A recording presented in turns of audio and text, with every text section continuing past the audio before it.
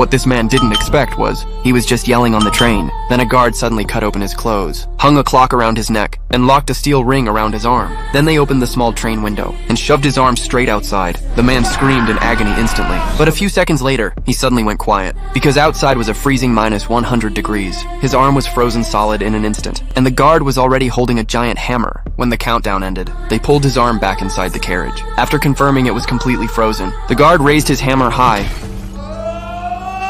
Your actions, your dialogues, your feel, and Watching this scene, I didn't dare to fight back, because on this train, there was a strict class system. The rich lived in the front luxury cars, enjoying life every single day, while people like me were stuck in the tail section, surviving only on those black protein bars. And from time to time, the rich would even take children from our section. If any of us dared to complain, we'd be punished brutally. But where there's oppression, there's resistance. That day, the people in our section finally had enough. When the guards opened the door, I decided to take the risk of my life. After observing for years, I noticed the guards' guns seemed to have no bullets. To confirm my suspicion, I pushed through the crowd and aimed the gun right at myself.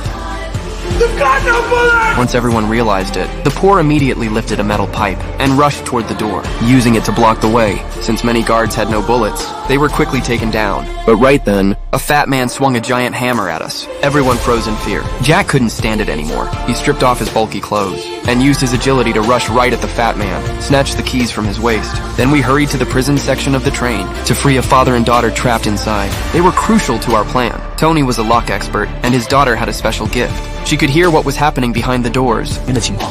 Nobody there. Under Tony's skillful hands, the door slowly opened, and as it did, we saw no one inside. For the first time in years, we caught a glimpse of the outside world. Everyone was stunned by the view, but this wasn't the time to admire it. We had to move before the guards arrived. Soon the second door was opened too. It was the section where the black bars were made. When I looked closer to see how they were produced, I was shocked to the core. They were made from ground-up cockroaches. I felt sick inside, and wanted revenge on the rich immediately. But right then, Tony's daughter sensed danger in the next car. It was too late. Tony had already unlocked it, and a group of guards holding axes were staring right at us. Before anyone could react, one of them slid open a fish, smearing blood on their blades, because fish blood prevents wounds from healing. Just as we braced for the fight, the guards put on night vision goggles. Before we could respond, the train sped into a pitch-black tunnel, and with no weapons, we could only be slaughtered in the dark.